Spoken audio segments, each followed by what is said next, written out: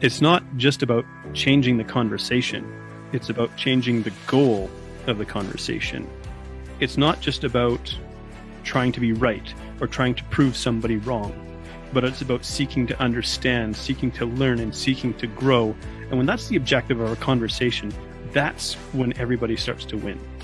If you don't understand, don't misunderstand. And a lot of people, when they don't understand, they already draw their conclusion or make assumptions that their perception of what they understood is the reality. If we're not trying to be right or trying to make somebody else wrong, but we're seeking clarity, that's where the bridge can actually be crossed. All right, welcome back to another episode of It's Not So Black and White. Tonight, I have a special guest, Caleb Maupin. Did I say that last name right? Sure. Okay, you probably get a variety of different pronunciations for that. I was thinking like French, like Maupin or something like that. It was probably that like 200 years ago, but my family's been here long enough. We just say Maupin. So there you go. So like, kind of like mopping the floor or something like that. Pretty much. Yeah. So, Caleb, I invited you onto this show because you are. Is it right to say that you're? Let's see. Actually, I don't. You know what? I don't want to preface your political stance. I'd actually let you just share it yourself, and then that way I don't give you ideas that aren't yours. Sure. Well, I would call myself an anti-imperialist, 21st century socialist. I don't shy away from the word communism, even though that brings up a lot of different feelings and emotions for different people. But yeah, we can talk about that for sure. Yeah. So, and I think if I read in your bio correctly, you read is it Karl Marx's book? What is it called now? Shoot, why does it escape me? A Communist Manifesto when you were in 5th grade. Yes, I did. You would have been about 9-10 years old at the time. Is that right? Yes. How did you first of all come across a copy of the Communist Manifesto at 9 or 10 years old, and then start reading it and decide this is really interesting? Because most 9-10-year-olds that I can think of weren't necessarily diving into this kind of literature. Well, my mom is a librarian. Okay. Yeah. So I spent a lot of time at the public library, after school, etc. And actually, the year before that, when I was in 4th grade, my mother went on strike. She and the other librarians in Canton, Ohio, they were organized into the Service Employees International Union, and they went on strike for better conditions. It was mainly they wanted better security at the library. So as a 4th grader, I learned what a union was. Right. Yeah. That got me interested in the labor movement. And then I was always very interested in history. And that led me to hearing about this thing called communism. And so that led me to want to go, get my hands on the actual Communist Manifesto. And it was a very small book. It's not a very big book. I think it's less than 100 pages. So it didn't look too intimidating. I will admit I did not understand it at all. It was almost like a foreign language, but I enjoyed the tone of it. There was something in the words, the way they were used that did speak to me. So yeah, that was kind of the beginning of my interest in this topic for sure. Okay, so you say you enjoyed the tone of it. What sort of tone were you picking up on that felt I don't know if hopeful is the right word, and was there to contrast something that made you feel a little bit disenfranchised even at a young age? Well, I mean, I remember the final line of it is what is it, the working class has nothing to lose but their chains and a whole wide world to win. Let the ruling classes tremble at the communist revolution. And I like that kind of rhetoric. And I also I did pick up on it was talking about history advancing and the notion of historical progress, which is a central part of the Marxist-Leninist and dialectical materialist worldview. The notion that history is advancing and we are moving to a higher plane. And that certainly came across when I read the document. I didn't quite understand what he meant. I was wondering what's a bourgeois and what's a proletarian and what is he really getting at? But certainly the notion that history is advancing. I think the first line is the history of all hitherto existing society is the history of class struggle, and then it lists the groups that have fought against each other in societies of the past. And I remember thinking, okay, history is advancing. There's struggles between different groups as history is advancing. It's interesting because my father is a biologist, and the notion of historical progress and change over time and Darwinian evolution was certainly something that I grew up hearing a lot when I was a kid. And that was a contrast to the area I grew up in because, I went to a public school in a really small town in Ohio where we were taught creationism. in school, even though that's against the law. We were taught creationism, and I was one of the few kids at my school who did accept Darwinian evolution. And that was, that was one way, I guess, when I was a kid that my family, made clear we were different than other folks. Right. We did not believe in the literal biblical creation, which was a big deal in this small town. There's a lot of Mennonites, a lot of evangelicals in the town I grew up in. We were one of the only families in the town that I knew of that voted for the Democratic Party. And so I was surrounded by very staunch conservatives, and I was kind of feeling in the minority. And then there was the situation where I'd walk the picket lines with my mom, and all of that led me to become interested in Marxism. The other thing is that my parents love folk music. My parents are not communists or radicals by any means, but they love Pete Seeger. They love Woody Guthrie. And when I was a kid, I sat next to my parents, my mom and dad and my brother, many times listening to the old, Woody Guthrie, Pete Seeger, Joe Hill songs, which I did not know. And I don't even know if my parents really knew how communist those songs really are. They don't get up and say that that's, and I remember at one point there was a song I heard, and it was one of these folk songs, and I actually thought it was religious. I thought it was about the end times or the book of Revelations, but it was actually predicting about a communist revolution. I didn't know that at the time. So there you go. Yeah. So when people hear the word communism, maybe understandably because of how it's been portrayed, there's like a reticence, there's a fear. There's been a lot of rhetoric against it as a form of governance, but also maybe there's some misunderstanding around what actual communism is intended to look like. So maybe if we take one step back, and just for those who are listening who might not exactly understand it, who might have only got this idea that it's like brutal dictatorships, it's government by force, and so on and so forth. In its purest form, how is a communist government intended to be structured? And, how does that, in contrast to what we see in terms of, say, capitalism, you see the class struggle between the bourgeoisie, as you listed, which is kind of like the rich upper class, versus the proletariat, which is like the poor working class. Well, the ultimate goal of Marxism is a society with so much wealth and so much abundance and no scarcity and no lack of resources, just vast material abundance, so much abundance that the need for any state or coercion can fade away, that all social hierarchies and inequalities can fade away. I think Marx, he uses the phrase, he said, labor becomes life's prime want rather than a necessity, meaning a world where people work basically to keep from being bored, to entertain themselves rather than out of necessity. And that is the result of vast material abundance. And that is thousands of years in the future. I mean, that's some kind of high-tech futuristic society that we can't even imagine, right? It'd be like trying to explain to a caveman about, how our modern world works with electricity or gyms where people sweat and don't have to. That's the ultimate ideal. But the road to getting there is rational control of the means of production, right? We live in a society where production and the economy is organized for profit. We don't have houses because people need a place to live. We have houses so companies and landlords and bankers can make money. We don't have food so people can eat it. We have food so agribusiness and big box stores can make money selling it. The idea is if you get rid of the anarchy of production and the chaos of the profit motive, and you rationally organize the economy, you can increase the level of productive forces. And that capitalism has a built-in problem where technology leads to greater poverty, right? In systems of the past, people were homeless because there just wasn't enough housing. But under capitalism, people can become homeless because there's too much housing, right? In the systems of the past, people starved because there wasn't enough food. But in capitalism, we have a situation where people can actually starve because there's too much food. And more efficient the capitalists make the means of production. The easier it is to produce products, the less you need workers at the assembly line, right? And so fewer and fewer workers are hired.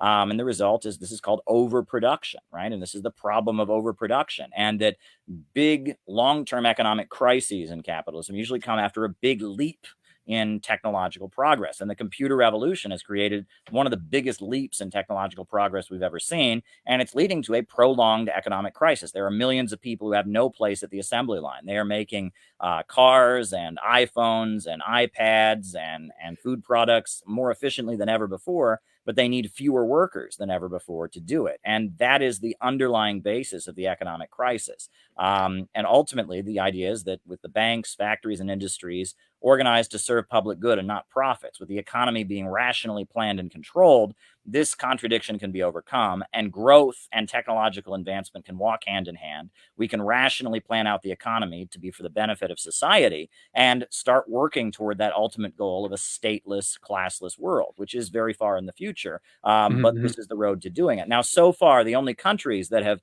adopted the socialist mode of production have been countries that haven't even fully gone to capitalism yet. They've been, countries in the developing world who have been living under the domination of Wall Street and London and Western banks and corporations that have kept them poor. So they've broken out of that system. They've taken control of their own means of production, and they've utilized central planning to industrialize and lay the basis, right?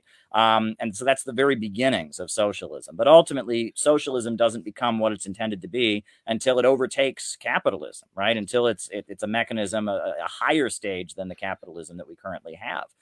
But if you look at what has happened in the countries that have had socialism, for example, China used to be one of the poorest countries in the world. Now it's the second largest economy in the world. And they did that with an economy where the banks and the factories and the industries are controlled by the state. The Soviet Union used to be, before the Russian Revolution, Russia was one of the poorest countries on earth, an agrarian economy. It was the Soviet Union that electrified it. It was the Soviet Union that created universal housing, wiped out illiteracy, built the modern university system, invented space travel, defeated the Nazis. If you compare Cuba to the way people live in, say, Jamaica or Honduras or Guatemala or other free market countries in the region, Cuba is heads and shoulders above them in terms of life expectancy and infant mortality, et cetera. So socialism has largely been a successful system. That said, the Soviet Union did fall. And the Soviet Union, their model of socialism, had some key problems. And if you look at countries like Cuba or Vietnam or China or even North Korea, they realize that we do need a market sector in a socialist society. You can't have everything be run by the state. However, you can't have profits in command. Capitalism is profits in command.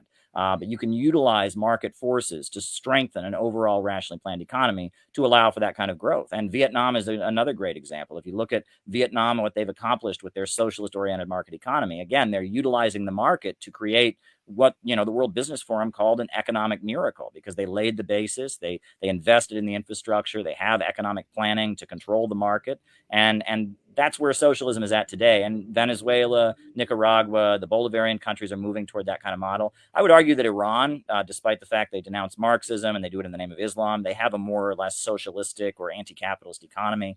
There are many examples of socialism in the world today. And it's basically countries breaking out of the Western capitalist system, taking control of their economy and utilizing state central planning to build themselves up. So, and I want to go back to something you said, because that was a fairly lengthy statement. So I'm going to go back to one thing, because I had a question. You touched on how, let's say, technology is advancing so far that people are being pushed out of jobs, so they're not required to work. But if I heard correctly, like sort of the socialist utopia, in a sense, is where work is optional as well. So doesn't that make it sound like capitalism is accomplishing something faster than socialism would, in terms of making work not a requirement, because we have, through the capitalist model, we have machines that say that can do that, versus, say, the socialist model. And I understand kind of what you're saying in terms of, giving people something to do, but just this idea that it would appear that, or maybe the argument could be made, that capitalism has more successfully advanced technology than socialist models have. Well, there's a couple things there. I think the major difference is that under capitalism, if you can't sell your labor power to a boss, you have no means of supporting yourself, right? That's what kind of the definition of a proletarian, right? The capitalists live by owning. They own banks, they own oil wells, they own airlines, they own TV networks.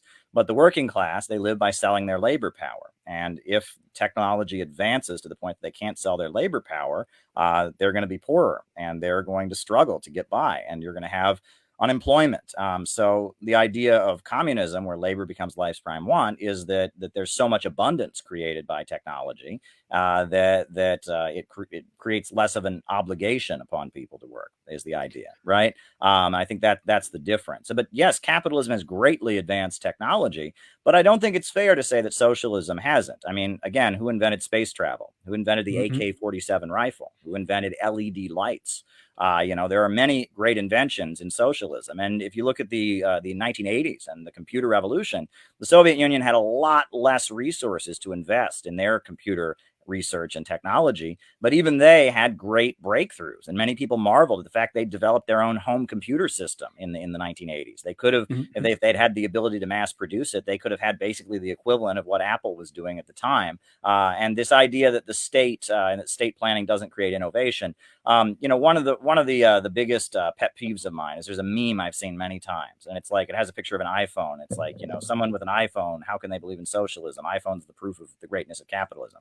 Well, the LED screen on your iPhone, that's a Soviet invention, LED lights. The first mobile phone in history was actually patented in 1957 by Leonid Kaprianovich in the Soviet Union. And the first satellite, right? If your phone uses satellites for GPS, the first satellite ever launched into orbit was Sputnik, also from the Soviet Union. And if you look at some of the greatest phones, the most efficient phones today are being created by Huawei Technologies, which is technically a private company that's directed by the Chinese government. It's technically a cooperative, like a worker cooperative under Chinese law, but it's basically a wing of the Chinese military. And they're making, smartphones that are much more efficient. So that meme is just completely bunk. I mean, it just depends on people's ignorance of the topic. Yeah. Now, so if let's say after World War II, I don't know if you would say that like this, where the Soviet Union was and where the US was technologically, because they're the two that often get sort of compared, right? That's your capitalist superpower against your communist superpower. I don't know, sort of paradigm people want to compare. And you say, okay, well, the Soviet Union was ahead in terms of, okay, they got the space shuttle and, up first. They had a mobile phone or some sort of mobile technology ahead and so on.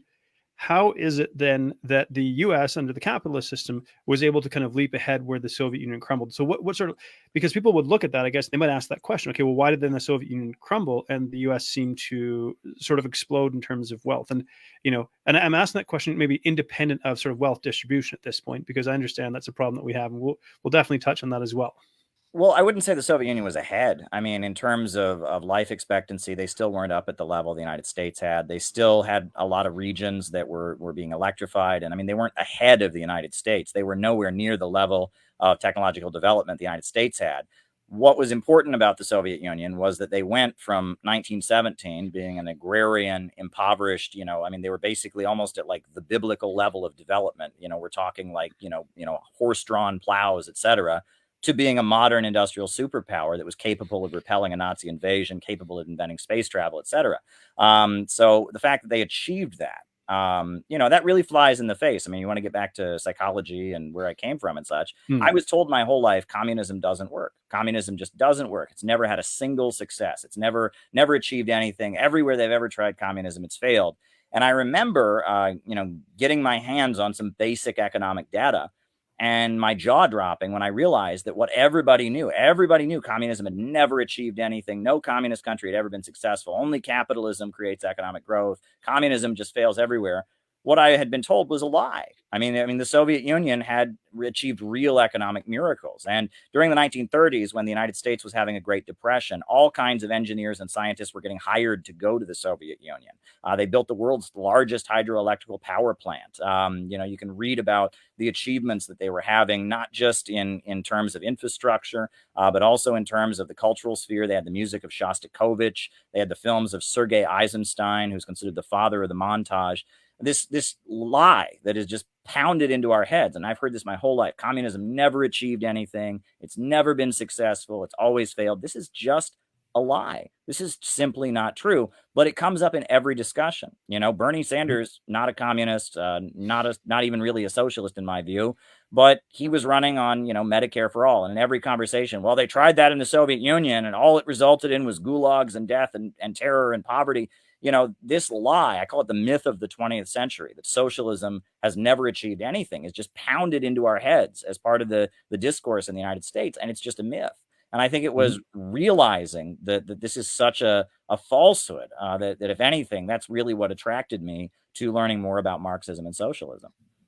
So then somebody might point to maybe the human cost. So for example, the Soviet, and I'm sure, I'm not presenting anything you haven't been confronted with in terms of people trying to understand this or maybe debate your position, right? But Sure. People are going to point their fingers at, okay, yeah, the Russians defeated, say, Nazi Germany, for example, which was quite technologically advanced as well. And I guess, and I'm displaying a little bit of my sort of political ignorance, but I'm going to, they were more of an authoritarian I don't know, they weren't really necessarily socialist, but they were more of a fascist style government controls means of production or through force, but or the I guess the marriage of state and industry kind of thing. But the reason that the Russians were, maybe it could be argued, were able to defeat the Nazis was not necessarily due to technological superiority, but due to the harsh Russian conditions and just numerical superiority, because they had a population twice that of what Nazi Germany had. So they had the ability to just keep throwing soldiers in the direction until they starved them out in the winter.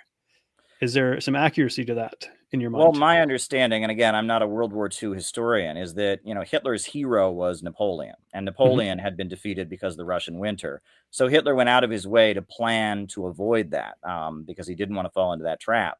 But the Soviet army was something he had not planned, he had not reckoned with. That the Soviet people, they commanded a huge amount of loyalty, and that often, when Hitler had invaded France, when he'd invaded these other countries, you had a lot of governments and a lot of government officials that basically were saying, okay, they're going to roll in. We don't want to have our town turned into a battlefield, and they would just kind of surrender and all of that. Whereas in the Soviet Union, it was very much a war of the entire people.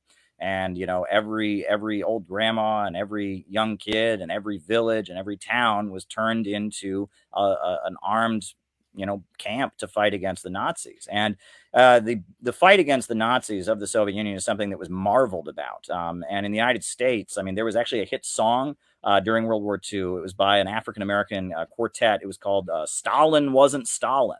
And you can listen to it, and it was kind of cheering for the go listen to Stalin Wasn't Stalin, this kind of hit song about cheering for the Soviet Union and their efforts against Hitler. You can go watch. There's a kind of an information newsreel that was made, the Battle of Russia. There's a lot. I mean, people were kind of marveling about the Red Army and what they were accomplishing. And yes, the cost in terms of human life was massive. 27 million people died, and the Nazis were absolutely vicious. And they took, very dramatic measures. I mean, they moved the population around very significantly, and they moved people around on the basis of their nationality. A lot of Jews were rescued because they knew that if the Nazis got into the area these Jews were, they'd be, sent to the gas chambers. So they moved people around on the basis of their nationality. They moved Jews away from the line. There was also, there were pro-Nazi insurgencies, like in Ukraine with Stepan Bandera, and in Chechnya with some of the Chechen separatist elements. So they moved entire ethnic groups out of the regions where they'd been for thousands of years in order to fight like pro-Nazi insurgency groups. I mean, it was kind of, we have no idea. And it is important. You're bringing up the human cost. I want to be absolutely clear that while I admire what the Soviet Union achieved, at the same time, we can't really relate. I don't advocate the creation of the Soviet political system in the United States or anything like that. That would be outrageous. We have no idea the conditions that these people were up against. These were very much kill or be killed, desperate conditions of poverty, people fighting for their lives. What I take from it is that, despite everything they were up against, they were able to raise their country up from nothing. They were able to invent space travel and have such great technological achievements. And that shows that we don't need capitalism. We can have a rationally planned socialist economy. But beyond that, the Soviet Union fell for a reason, and we can get into that later. I'm sure you're going to ask me about that at some point. But obviously China is not the Soviet Union, and they've adjusted their system to be much more efficient. And there are things we can learn from it. But the fact that the Soviet Union accomplished everything they did and really changed the course of human history. I mean, there wouldn't be a civil rights movement in the United States, really, if it wasn't for the Soviet Union. It was the fact that, before Dr. Martin Luther King, you had the Soviet Union taking a petition to the United Nations, calling out the United States for the racism against African Americans. We charge genocide. When Emmett Till, this young African-American man, was murdered, for allegedly whistling at a white woman, the image of his mutilated body, the Soviet Union took that image and sent it all over the world, to Africa and all over the world, and said, the USA, they call us a dictatorship and they say they're a democracy. Look what they do to black people. And it was that pressure that was placed on the United States that made, the civil rights movement greatly expand. And I mean, you can talk about a lot of things in the United States. We Americans have directly benefited from the existence of the Soviet Union. I mean, when they talk about the good paying industrial jobs that used to exist in the auto plants and in the steel mills, Well, that was because they had militant unions that were created by communists. And those communists leading huge militant strikes during the 1930s and even after the war in the late 1940s, with the Soviet Union existing as kind of their ally. That's what forced, concessions to be granted, that created the good wages that once made, Detroit the prosperous motor city it once was, et cetera. So, we Americans have directly benefited from the existence of the Soviet Union. And since the fall of the Soviet Union, our living standards have been going down, right? We've had more privatizations, more cutbacks, et cetera. Mm-hmm. And so people might they might hear you speak. You're quite young. I asked beforehand because you're youthful looking. You're 34 years old at the time of recording this, and they would think what do you know, being as young as you are as well? You have a limited scope of kind of life experience, and so maybe the question would be then, okay, well, if, and I'm sure you could ask this one too, if, let's say, communism or socialism is so good, why continue to live in the U.S. when there are socialist options out there? And I understand. Let's say it's not necessarily an entirely fair question, but I'm sure you get asked this question: why not go live in these countries if they're such a socialist paradise, so to speak? Because I love my country, because I'm a patriot, and capitalism is destroying the lives of America's working families. I told you I'm from a small town in Ohio. I believe it's up to 4 people that graduated from high school with me, who have died from opioids. And my small town, it's where Smucker's jelly is made. There's like a dairy plant there, and there's also there was a company that made auto parts, and the devastation that they have endured. It was much more prosperous. When I was a kid there in the 90s, it was quite prosperous. But I look at what has happened to my hometown and hometowns like mine all throughout Ohio and Pennsylvania and Michigan and Wisconsin and the Rust Belt of the United States, and I see how living conditions are going down. It shows me that the American working people need to realize their enemy is not in Russia. Their enemy is not in China. It's not in Iran or Venezuela or Cuba. Their enemy is on Wall Street. Their enemy is in the Pentagon. And that the future of the American working class is intrinsically tied up with the people of the world, right? There's no independent destiny for American workers. And that ultimately, if we're going to get a better life for the American people, we have to realize that we share a common destiny with people around the world that are struggling for their national liberation and for socialism against Wall Street. And that, sure, for a time, you could argue that imperialism and this global capitalist system where American banks and corporations dominate the world, sure, it benefited average Americans at one point. But now, with the computer revolution, and they basically have decided they don't need this, what they used to call the labor aristocracy, or this well-paid layer of industrial workers in the homeland anymore. That's basically been stripped away altogether. Yeah, and now is the time for there to be solidarity. And I'm also seeing great signs. The Black Lives Matter movement shows that among millions of white people in the United States realize that racism is no good. They realize that a police state and police state repression and enabling the government to strip away our civil liberties is a bad thing. There's a lot more interracial communities, interracial neighborhoods now, and the ugly curse of racism is starting to be broken down. And many Americans realize that we are headed toward a low-wage police state, that basically the global capitalist system is trying to lead the United States to lower and lower conditions as they set up more of an authoritarian police state apparatus to kind of hold back the millions of people that they no longer have a place for at the assembly line. And I think millions of Americans, Black, white, Arab, Asian, Latino, realize that they don't want that low-wage police state. And I think that there is a moment of popular mobilization coming. And I think many Americans are going to get involved in the revival of the labor movement that we're seeing with the Amazon workers right now. And the rising unrest is an indicator that this is going to be the time for socialists in the United States, if ever. If I were to go move to Cuba or move to Vietnam, I'd miss the party. I think our day is just on the horizon. Yeah, and so because again, people are going to make certain assumptions about you because of your beliefs around communism, because of your maybe support of regimes that they would claim have, and I think rightly so in certain cases, that have carried out atrocities, human atrocities as well. Like no system of governance, no political system is free from like blood on their hands kind of thing. And so what they're going to do is probably throw it in your face and say something like, you're an apologist for, and they're going to name an atrocity. And so here's an opportunity for you to kind of address that and say, because look, I think, you speak like someone who's obviously very passionate about this topic, but I think it's fair to say you're trying to come from a well-meaning place that you actually want the best for people, and this is the way that you see that being achieved. So someone's going to come at you and go, "Hey, you're basically an apologist for," and they're going to throw, "Hey, in the Great Leap Forward, how many people died? Was it? I'm not sure how many people died in that 40 million, the famine." Uh, something like that. Or, of course, what took place in Russia, and they will, mention the gulags and the labor camps and things like that, because it seems like within the human condition, regardless of the system of governance that emerges, there always seems to emerge a separation between those in positions of power and those without the power, despite the name that we put on it. And I think Sure. where, I guess I'm asking you like four questions in one, but where I'm steering this in a sense is like, one, obviously it's your opportunity to kind of explain that, but two, maybe how you see this, your version or your idea for what communism could look like in the US being different and distinguished from these other nation states that have maybe more blood on their hands because of how they administered their system of governance. Sure. Well, I mean, there's a number of things to answer there, but I mean, the first thing to point out is when you talk about the Great Leap Forward, and some people talk about Holodomor, which was a famine that took place in the Soviet Union in the early 1930s. The thing is, they're missing the forest for the trees, because before 1917, there were annual deaths of malnutrition.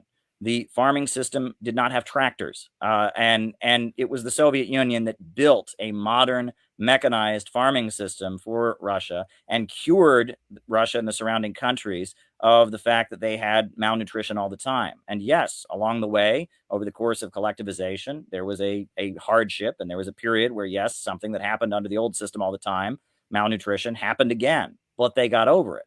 And China is a similar story. In China, there were famines, massive famines, over and over and over, when the British, took control of India with the Opium Wars and basically prevented them from developing their own economy. I mean, some estimate that as many as 100 million Chinese people may have died as an economic result of British domination, the importation of narcotics to control their economy, et cetera. And in 1928, there was a huge famine in China, and Edgar Snow, the American journalist, went there, and he went there, and he said he was horrified that the fields that should have been growing food were growing opium poppies for British drug dealers. And he said, why don't the people just rise up and revolt? Well, they did, and you go through China's history, the amount of poverty that was there before the communists came in is just so massive. The amount of malnutrition that went on is massive. So yes, over the course of building up a modern country, wiping out extreme poverty, over the course of doing that, there was the Great Leap Forward, which was an awful instant where there was malnutrition and starvation. But again, if you take that episode of malnutrition and you say that's what communism is, it's like, no, that's what was there every day before the communists came in. And this is something that the communists got rid of. And maybe the manner through which they got rid of it along the way, had some problems, and they mismanaged or did something incorrect, and it led to problems as they were developing. But you have to look at what they ultimately accomplished, which was curing that kind of thing. I mean, it's simply not recognizing what took place. And the other thing that I've noticed is that in a lot of cases, now, you talk about the Great Leap Forward. That was an episode of economic mismanagement. They were trying to speed ahead, with building up their socialist economy. The Soviet Union had cut them off. There had been a fight between the Soviet Union and China, so they didn't have a lot of aid they were promised, and they, based on a lot of bad mechanisms where they weren't getting proper information, people were lying about how much they were producing, etc. You had this mass episode. But that's not the same as Hitler having gas chambers and rounding up people on the basis of their race or ethnicity or religion, putting them on trains and gassing them to death in gas chambers, right? I mean, economic mismanagement is bad, but it's very different than intentional genocide. And that's one thing I frequently will hear from anti-communists is they'll say, well, communism killed more than Hitler, it killed blah, blah, blah. And it's like, no, we're talking about economic mismanagement versus intentional wiping out of people on the basis of their race or ethnicity. And that's two different things. But regardless, if you look at in terms of malnutrition, what the Soviet Union accomplished, they're the ones that got rid of it. If you look at in terms of malnutrition in China, it was the Chinese communists who got rid of it. So again, I feel like people are missing the forest for the trees. Now, in response to your other question, I wanted to say this, which is, again, when socialism comes to the United States, it's not going to be Chinese socialism. It's not going to be Russian socialism, Korean socialism, Cuban socialism. The only type of socialism we'll ever have in the United States will be a uniquely American form of socialism, rooted in our way of life, our own situation, the contradictions that exist in U.S. society. And freedom, freedom of assembly, freedom of religion is something that's very important to the American people. We really value entrepreneurialism and hard work in the United States. And socialism in the United States, I always point out to people in China, they call their system socialism with Chinese characteristics. And the socialism that will come to the United States will be a socialism with American characteristics. So as much as I want to, clear up the record to some degree or other and just push back against this communism failed everywhere it's ever been tried that we're pounded over the head with, in the United States, at the same time, I want to say, at the same time, I'm not advocating we adopt their system. I'm advocating we find our own way to build an economy that works for we, the people of the United States. So you're suggesting a couple things here. One is that it's a cherry-picked misrepresentation to highlight specific incidents that occurred, and they may not. And you're suggesting it didn't occur because of necessarily deliberate malice, but because of, might we say, incompetence or ignorance, because they were trying to implement something that was new to them, and this was the result. Have I framed that correctly? I think that's a good way of putting it. And these were the mistakes of pioneers. No one had ever done this before, right? I mean, when the Soviet Union was trying to rapidly industrialize with socialism, there was no country that had done that before. And Right. and the same with China. They were kind of blazing trail. And what Deng Xiaoping carried out when he implemented the market reforms and the reform and opening up and showed that you could use market mechanisms to benefit socialism. That was a great innovation. Everyone had kind of thought in terms of, well, you either have capitalism or you have socialism. Well, Deng Xiaoping developed this new synthesis with figuring out how we could utilize the market to strengthen China's economy. And that's been very, very effective. But again, no one had ever done that before. And these great breakthroughs have led to great achievements. So we've got a question coming in that says, were the gulags an accident?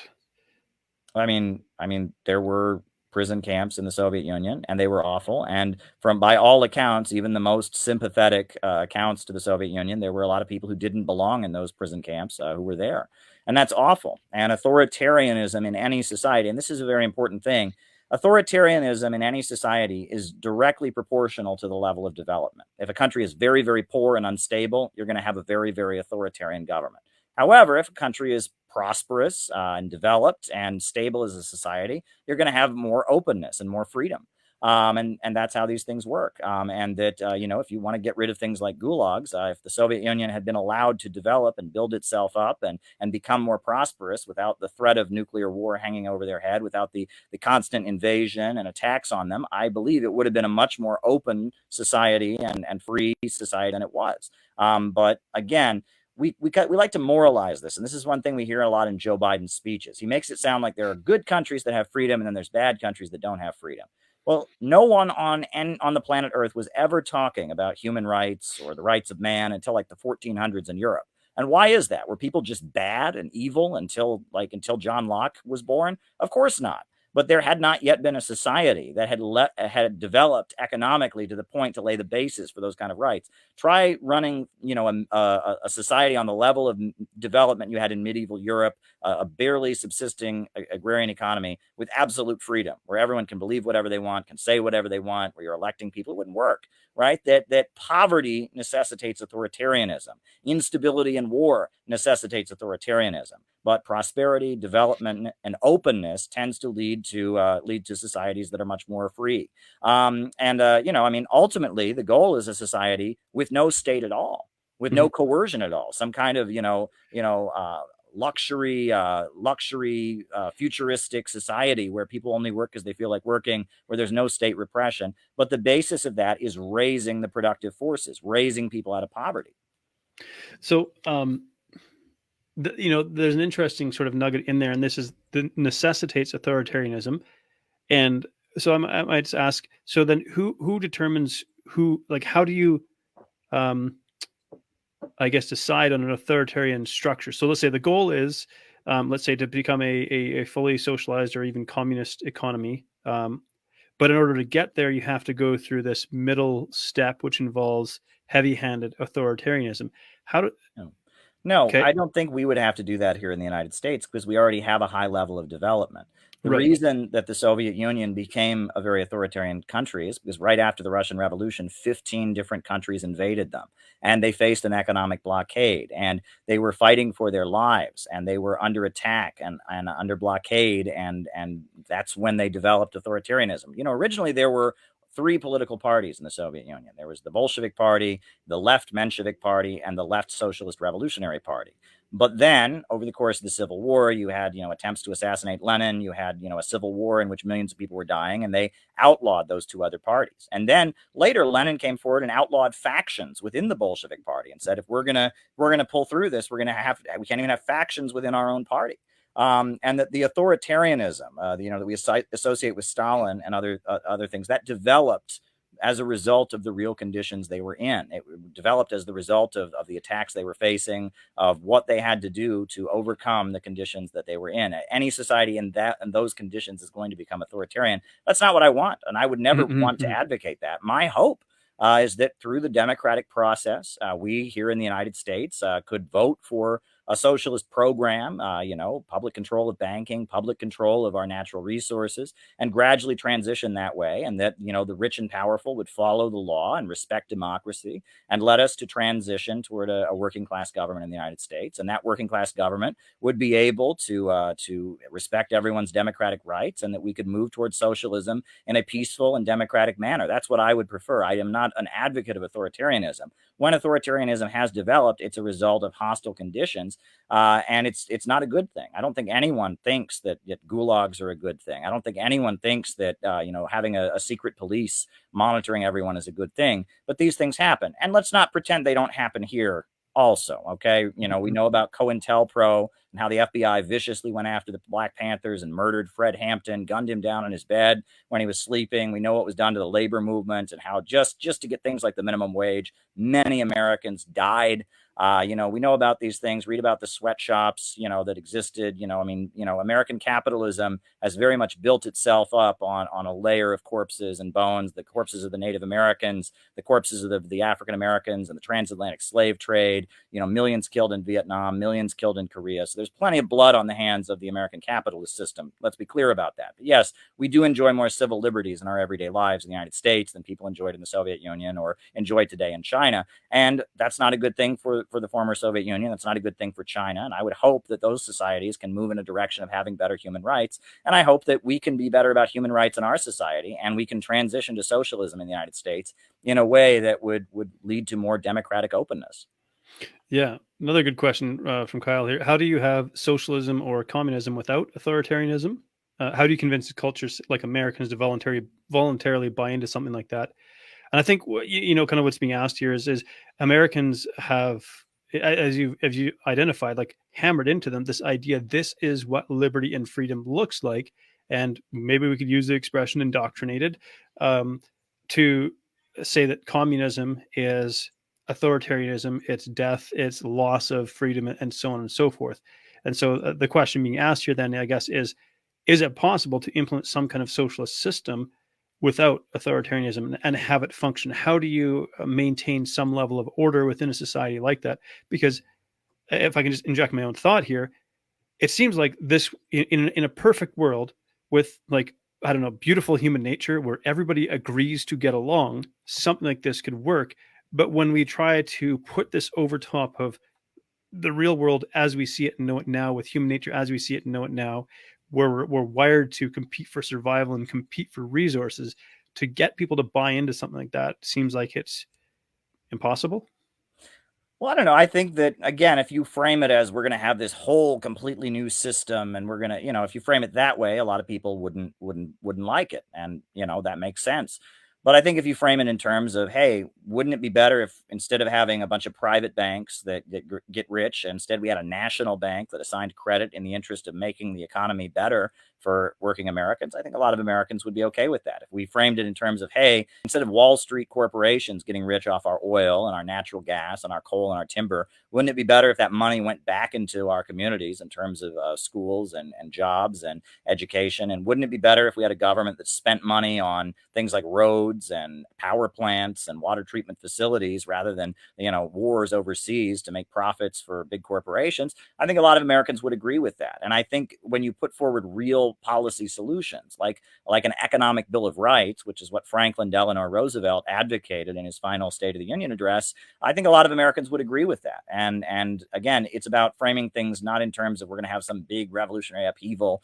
It's about putting forward real policy solutions that could improve the lives of Americans, but also challenge the rule of the capitalists or put forward the property question. And as far as the American thing, this is a fairly new development. In the 1950s with McCarthyism, there was a huge effort to hammer into our heads that the American way is inherently opposed to communism. But, it's not a secret that, Abraham Lincoln had a communist general in the Union Army named August Willich, who was communicating with Karl Marx throughout the Civil War. It's also not a secret that the Pledge of Allegiance, the very Pledge of Allegiance that students recite in school across the United States, was written by a socialist named Francis Bellamy, and he was also a Baptist minister. The first person to use the word socialism in the English language was Robert Owen. Now, he was from Wales, but he moved and spent most of his life in Indiana, where he built a socialist community called New Harmony. And he was actually invited to give speeches to joint sessions of Congress about socialism. Many of the people who came to the United States, many of the settlers, they were not Marxists, they were utopian socialists. And there are many utopian socialist communities all throughout the United States. And I do believe that despite the fact that we value hard work and innovation, at the same time here in the United States, I don't believe that we are sociopaths. I don't believe we're a country of people that are indifferent to other people's suffering. I think a lot of Americans, that they really do want to help other people. And when they see what's going on in this country, when they see the mass homelessness, those homeless encampments out in LA, and they see what's going on, and they're moved and they want to help their fellow Americans. The idea that we could work together in a way that, the success of one could be the success of all. I think that's not something that's foreign to the United States. Part of the reason this propaganda around Ukraine is so effective is because most Americans, if they hear about somebody being hurt in a far off land, even somebody who doesn't even speak the same language as them, they want to help them. Now, I think our media is being deceptive in how it's portraying the Ukraine conflict, but they are appealing to real feelings of altruism and compassion and human solidarity that Americans have. And that while we are always a country that's valued hard work and entrepreneurialism, we talk about a nation of immigrants. Some of us were brought here in chains. Many people in the Southwest of the United States, they say we didn't cross the border crossed us. Because Right. but yes, that's true. That this is a country of hard work and innovation. It's funny. There's that Christmas carol, "We Three Kings." Have you ever heard it? The chorus of it. The chorus, "We Three Kings," the chorus is "Westward leading, still proceeding, guide us to that perfect light." That song was actually written for a big Christmas pageant in New York City in like the 1880s. Okay. And that line, "Westward leading, still proceeding," that was an allusion to "Go West, young man." Right. which was a big slogan of a very progressive individual in New York City. Who was associated with kind of progressive causes and was an abolitionist. I'm trying to think of his name, but he was a very prominent figure in New York City politics who was famous for saying "Go West, young man."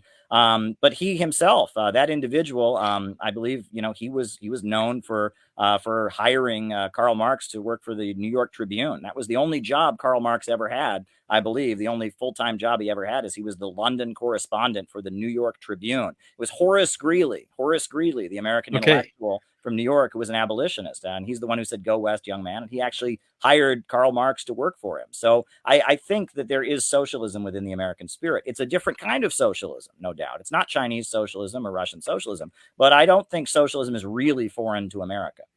Okay. Two questions. First one being, the word entrepreneurship comes up. And how does that, because entrepreneurship is often gets viewed through the lens of capitalism. So, for example, I'm an entrepreneur. I run my own business. I try to earn a living through that. I set my prices, and the market kind of responds. And so when you're talking about entrepreneurship in sort of the light of a socialist economy, what does that look like? Because it feels like we're and maybe this is what you're alluding to, it's taking place in China. We're bringing elements of market capitalism into a planned economy. So how does entrepreneurship in your eyes fit into kind of like a socialist economy? Well, a great example is Nicaragua. I was in Nicaragua in November, and the Sandinistas are in power. Their slogan, the slogan of the ruling party, the Sandinistas, that you see painted everywhere, is Christianity, socialism, and solidarity. There's a lot of admiration for Fidel Castro and for China and such. But one of the greatest successes of the Nicaraguan socialist government is the micro entrepreneurship program that they've created. And I met many Nicaraguans who had been empowered by the socialist government to start their own business with loans that are given out at the community level, where the state loans and subsidizes people who want to start making their own hats, or people who want to start weaving their own baskets. And the socialist government empowers people to do what you've done and become entrepreneurs. And it empowers them, it subsidizes them, and it also directs them to do things that are more in the interest of the country overall, not just letting the market chaos rule. And that has been one of their most successful programs. And it's resulted in a lot of poverty alleviation, letting people become entrepreneurs, helping them do it, but also directing them and using the incentives of state subsidies, et cetera, to guide the market in a way that benefits the nation overall. And there are similar programs in Vietnam. And if you look at what China's done, I mean, a lot of these mega corporations like Huawei Technologies,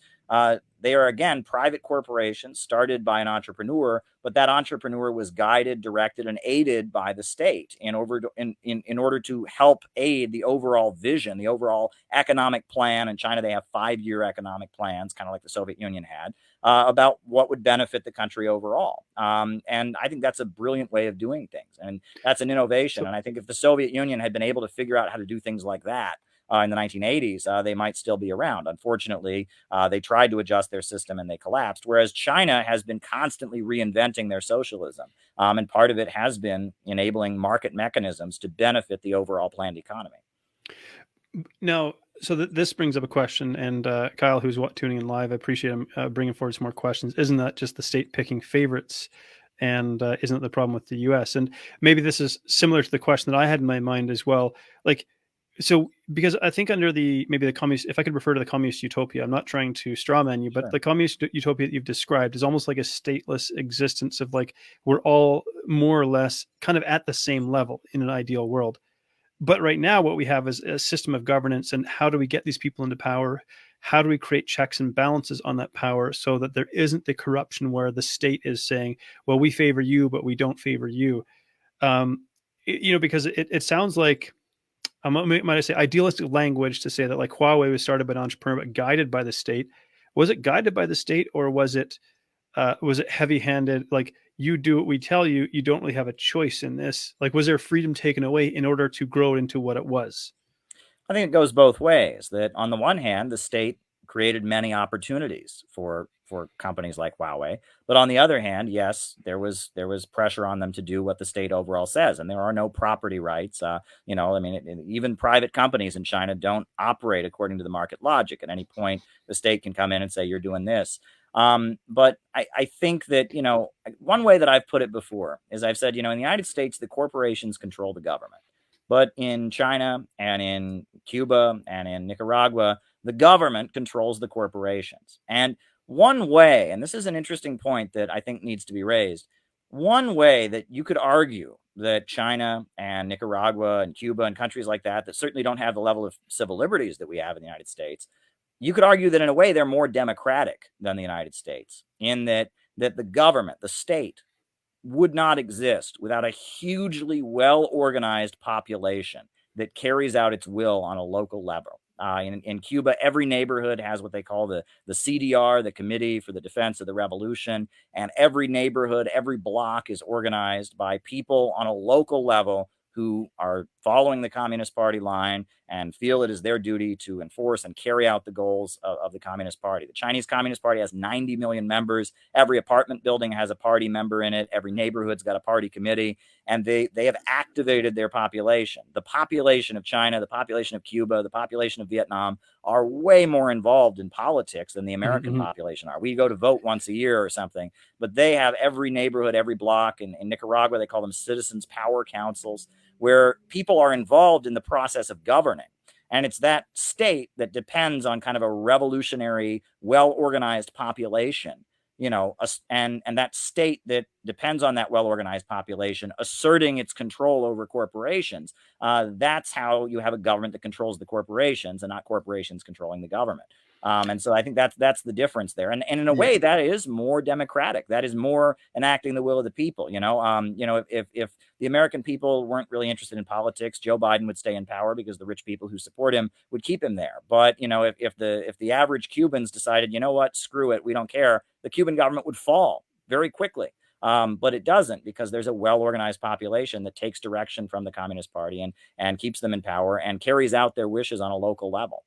So that does sound a little bit heavy-handed in one sense, or maybe it can be interpreted as being heavy-handed in the way that you describe it, because you mentioned, let's say, the party line, and it's like, what happens to dissidents in the system who say, I'm not satisfied with my lot in life, I'm not satisfied with the way this is going, I see opportunities that are not being taken advantage of, I want to do something different. But now party members come along and go, I'm sorry, but you have to toe the party line if you wish to be a member of this society. So I think that's where somebody might argue it feels like there's some heavy-handedness and authoritarianism that's taking freedom away. Well, I think that was one of the big problems that the Soviet Union had, was there were a lot of people that really felt stifled. They worked at some state-run steel industry, or they taught at a state university, and they thought, my skills could be better utilized opening my own business or working in a private sector and inventing something new. And I have to go through this turgid bureaucracy that's going to, hold me back. And that was a big problem that they had. And I think the heavy-handed state repression also contributed to that, because people were afraid to debate politics, right? I mean, there was just kind of the ideas of the Communist Party, these kind of vague ideas that were out there, and no one wanted to talk about politics because, if you said the wrong thing, you might get dragged away in the middle of the night. And so people didn't really understand the ideas. And I think if you look at 21st century socialism, the idea is more, if somebody doesn't want to work at a state-run steel industry, or let them open their own business, let them go into the private sector. There's no need for everyone to be in the state sector. And on top of that, there's a feeling that rather than having the government disappear people in the middle of the night because they disagree, have people debate them, have people argue with them, people engage them, and politicize and educate your population to the point that they are not threatened by people having the wrong idea, that they can debate them. And I think that is much more the 21st century socialist model. But the way the Soviet Union was, again, that developed as a result of things like World War II and being surrounded and being attacked. And they developed that very, very authoritarian model, but it obviously had big problems and led to their downfall. And 21st century socialism is largely an adjustment trying to correct those mistakes. Right. Okay. So, in one sense, again, it sounds like a place like Cuba maybe is being described as a utopia. Okay, they've got better, and so on and so forth, like maybe better medical care they've got, and so on and so forth. But there's obviously, we know there's a lot of Cubans that say try to get to Florida on life rafts and things like that. What do they see in the U.S. that they can't get in Cuba? And, okay, yes, we're picking on communism. We're picking on a small country that's probably been economically stifled by their elephant-sized neighbor to the north. But at the same time, people aren't like fleeing to get to Cuba and saying, I want to live in this communist utopia. They're leaving Cuba. What sort of flaws does that highlight in sort of in their model there that you wouldn't want to replicate in what you're trying to describe over here in North America? Well, I think there's a couple things that you need to look at. I've heard this my whole life too, about people fleeing on rafts, etc. Along the U.S. border, there are all kinds of people fleeing Mexico, fleeing Guatemala, fleeing Honduras. And what they are fleeing is the results of free market policies that have been imposed on those countries, right? Those countries have basically, they've adopted free trade. They've, the North American Free Trade Agreement and the IMF and the World Bank. And there are far more people trying to flee the results of free market capitalism and get into the United States. And there are people trying to flee socialism in Cuba and get to the United States. The other thing that's worth pointing out when you talk about Cuba is that one of the main group of people who defect in Cuba are people with medical degrees. Because if you go to medical school in Cuba, it's free, right? You go to medical school in the United States, you go to college, you're going to have student debt for the rest of your life.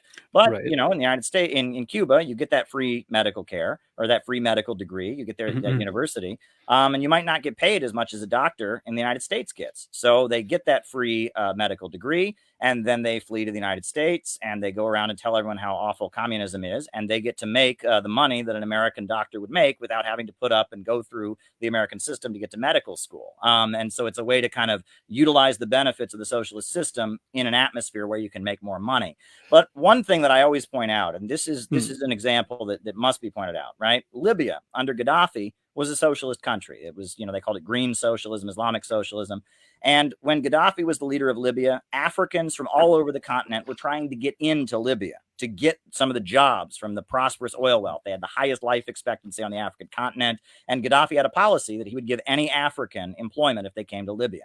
Now that Libya has been bombed into joining the global free trade system, now people are drowning on rafts every day trying to get out of Libya, of the hell that NATO created with their bombing and with the free market. So that example of people leaving, Cuba, it is just not representative of the whole situation with global migration. People leave countries all the time for all kinds of different reasons, but I think that's not an accurate representation of why people migrate.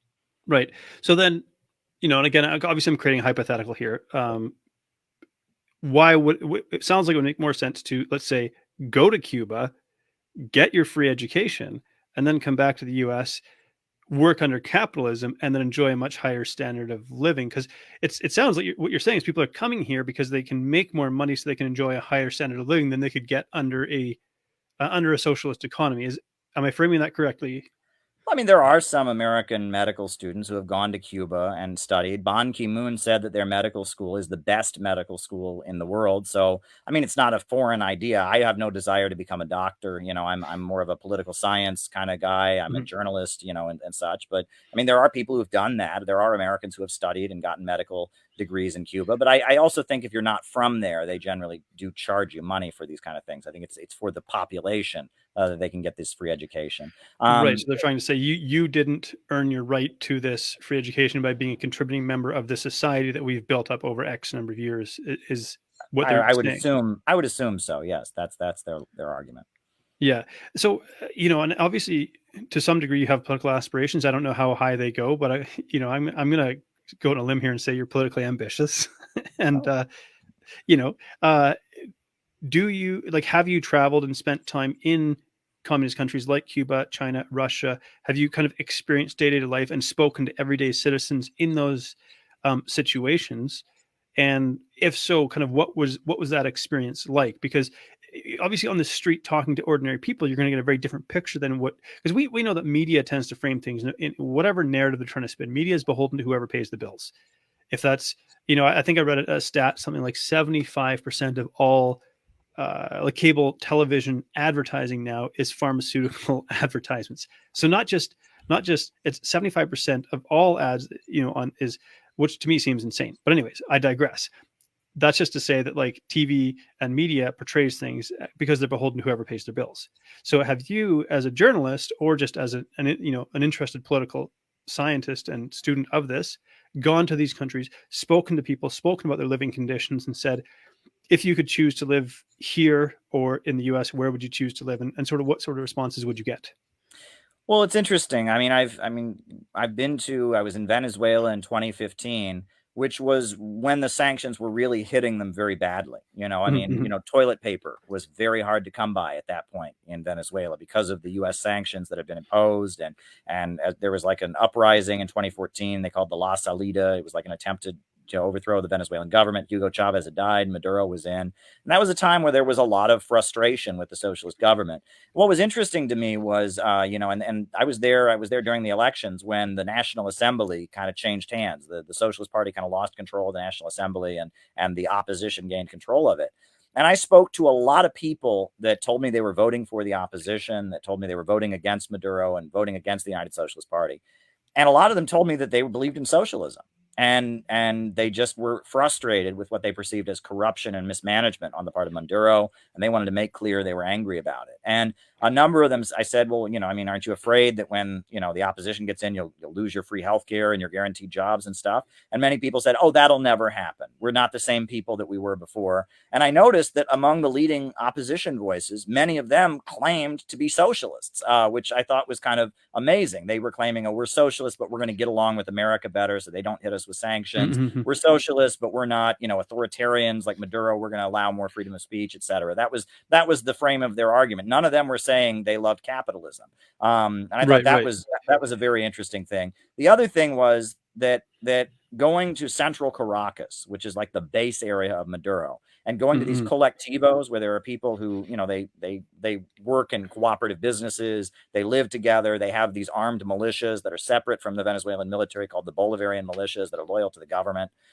Those people will never surrender, and they will go down fighting to the last man. I talked, one of the most memorable conversations I ever had was talking to an 18-year-old woman who she talked about how she had been a homeless child in Caracas. And she'd been a homeless child who didn't speak Spanish. She spoke indigenous languages, and she'd been homeless, and she'd been adopted by a socialist priest. And she was wearing khaki pants, and she's part of these Bolivarian militias. She said, God put me on this earth to be a revolutionary, to die for socialism, and they will never come back. I mean, there is a core of people in Venezuela that are very, very, very loyal to the United Socialist Party and will not surrender. And that was impressed upon me. And when you talk to them, they said, yeah, because we remember what it was like in the 90s when, we had to burn tires in the middle of the street just to get the garbage to be collected. When the electricity used to go off for weeks, and we'd have to have a neighborhood strike where no one in the neighborhood went to work just to get the government to turn the electricity back on. There was a whole layer of the population of folks that tend to be much darker skinned and of indigenous heritage who really felt like the Venezuelan government never cared about them, that they were never appreciated, that they were always left behind, and they had starved a lot during the economic crisis and the 90s. They just seen their communities devastated economically. And those folks feel like, socialism has really benefited them. And, I walked through a neighborhood and they said every single house in this neighborhood was paid for with an interest-free loan from the Venezuelan government. Before that, people lived in shacks without running water and electricity. And that's not representative of the entire population, right? Sure. There are certainly wealthy neighborhoods where they have the exact opposite sentiment, but there is a base of people in Venezuela that are extremely loyal to the revolution. And the other thing that I saw in Venezuela was there was a lot of people that were indifferent. A lot of people that just don't care. They're kind of like, well, it's better since they've been in here, but over the last couple of years, these sanctions from the United States have made things bad. And I know somebody who took a bribe, or somebody I know was supposed to get a job and they didn't get it. And there's a lot of people that were just kind of indifferent. And I thought that was also interesting as well. And that you get that just kind of like here, right? There's a lot of people who hate Joe Biden. There's a lot of people who love Donald Trump. There's a lot of people who hate Trump, love Biden. There's a lot of people that are just kind of like, I don't know, and and Venezuela is like that. A lot of socialist countries are like that too. Okay. And so, I'll throw another sort of hypothetical out here, I guess, because I'm just exploring sort of your thinking on this, and I appreciate you being generous with your time as well, because to me this is a really interesting conversation. So we say everyone starts with like sort of kind of a level playing field, and what you have rising to the top is, say, like UK in the United States at this point in time. I understand that earlier in history China was like an economic superpower, 250 years ago, or give or take. Why did these countries rise up and to maybe like higher standards of living and greater sort of material successes than the countries that, or maybe socialism wasn't a thing yet? Or I guess what I'm trying to get to is, how do we get this disparity where socialist countries are still struggling to achieve the standard of living that we see in capitalist kind of led democracies? Well, the way that Marxists generally understand world history is that there is, there's a trajectory, right? That we've gone from hunter-gatherer civilization to slavery, the system of slavery, the slave empires, Greece, Rome, Egypt, etc. And then from there to, feudalism. And then out of feudalism, you get capitalism. And it was, the Silk Road and trade with China, and then the creation of a mercantile class, and the printing press coming to Europe. It was originally developed on the Korean Peninsula, but it came to Europe, and the printing press, and there were a lot of technological innovations and other things that kind of laid the basis for, in the 1400s, 1500s, 1600s, you had the emergence of kind of a new class that toppled feudalism in Europe. And so Europe began the course of development ahead of other countries, right? And that there's a lot written about that. Many books examine why did this happen in Europe? Why did it not happen in Asia or in Africa?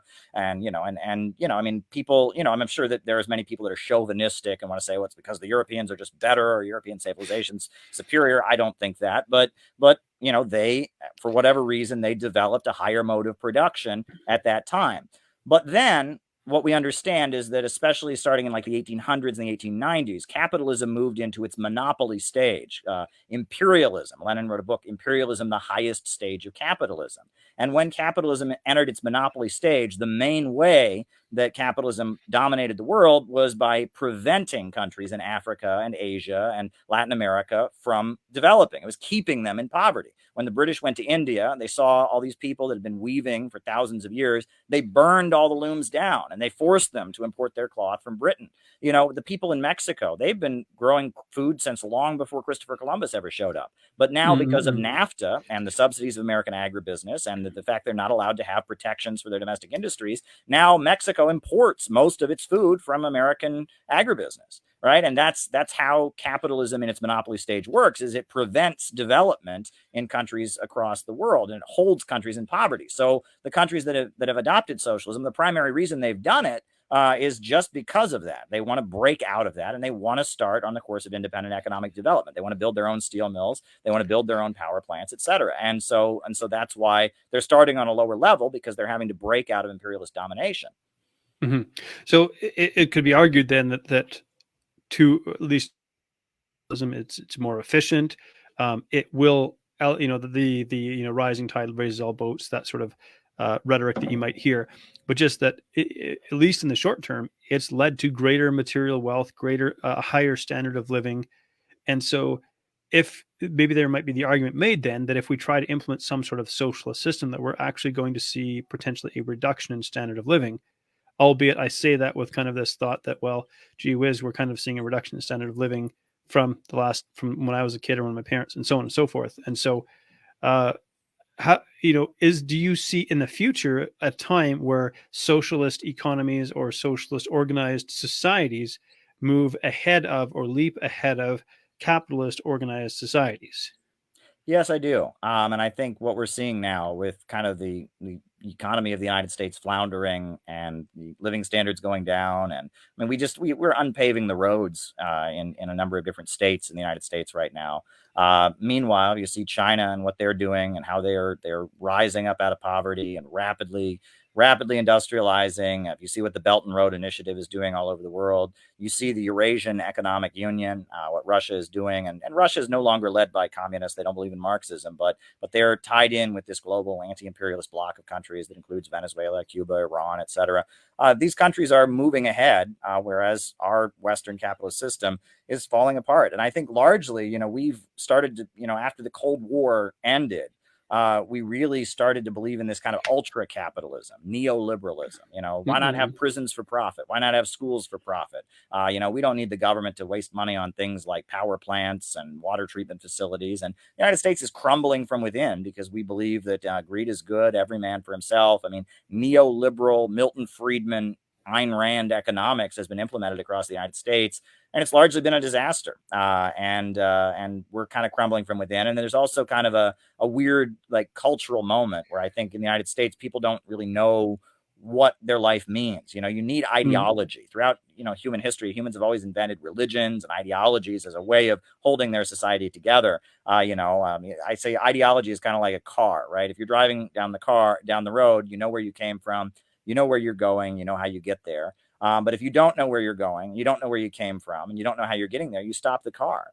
And right now, I think as a society in the United States, we're stopping the car. We don't know where we came from. We used to believe that America was number one and we're the greatest and all of that. Well, we know that's a pack of lies. We now acknowledge the racism and the horrors that have gone on and the injustices and the ugly wars. But we haven't replaced the kind of American ideology that's been largely kind of refuted. We haven't replaced it with anything. And so there's just this kind of weird existential moment where Americans don't know who they are anymore. And you look at the suicide rate right now, you look at the opioid addiction rate. I mean, we're facing a society-wide crisis. Well, you go to China, they know who they are, they know where they came from, they know where they're going. You go to other countries, people have much more of a sense of identity, and the economy is continuing to speed ahead, led by the state. So I do think we probably will reach a point where socialist economies will eclipse the U.S. economy. It'll probably take some time because we're pretty far ahead. I mean, we've been developing, since for the past 200 years. These countries just started on this course of independent economic development recently, and they faced a bombard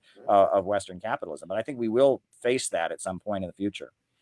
So, and you mentioned like ideologies, and I can't speak with sort of definitive understanding, but my understanding at this point is that under communist regimes, there's been opposition to like organized religion, at least without state oversight. Let's say, for example, if you try to organize a Christian church in China, there's a good chance you might be spied on by government operatives because they're trying to see if you are plotting to, overthrow the government, for example. So we say, okay, freedom of religion and ideology, but in the same token, I think how it's played out in the real world is actually opposite, or fear of this sort of organization, perhaps because it's seen as a threat to the sort of central party power structure, bureaucracy, hierarchy. Well, that's very interesting. I think that's something that has changed. During the 20th century, that was absolutely clear. And it was largely because under feudalism, which is what Russia largely had. I mean, it was the remnants of feudalism before the Russian Revolution. It's what China had before their revolution. Under feudalism, religion is not a choice. Religion is the mechanism through which the king says he has divine right, through which the peasants are told they must obey the landlords. And religion is the mechanism through which people are oppressed. And a big part of breaking apart feudalism in both capitalist and socialist societies. The French Revolution was very anti-religious. The founders of the United States, they were very atheistic and pantheistic and such. And that part of breaking apart feudalism is an opposition to religion, right? And that kind of defines it. Read Thomas Paine and his writings, The Age of Reason, etc. And that these were countries coming out of feudalism. And so they saw the church as a mechanism, as part of the old oppressive feudal order, and they suppressed it as such. Now, in the 20th century, though, we're seeing a shift. I've been to Russia. The leader of the Russian Communist Party I've met is Gennady Zyuganov, and he's a Christian. He's very much a Russian Orthodox Christian. Nicolas Maduro is Roman Catholic. The leaders of Nicaragua, not only are they religious, but actually it's kind of a theocracy. I mean, I wouldn't put it exactly like that, but in their constitution, the preamble actually specifically lists Christian faith as a main source of inspiration for their socialism. And I think the relationship between Christianity and Marxism and socialism has been largely adjusted. It's changed, right? And that is one of the biggest changes we've seen. That again, in Europe, if you're overthrowing the king and feudalism, you're going to be an opponent of anything religious. That's the old church. That's the oppressive. But in our modern world, religion is much more of a choice. And religion offers much more of the moral guidance that would lead one to believe that we need a socialist society and that we shouldn't just be blindly selfish, but we should live for the sake of others, etc. And I call myself a Christian. I do believe in God, and I do draw heavily from the teachings of Jesus Christ. I'm not a biblical literalist. I'm not a fundamentalist, but I would consider myself a follower of Jesus and a Christian. Yes.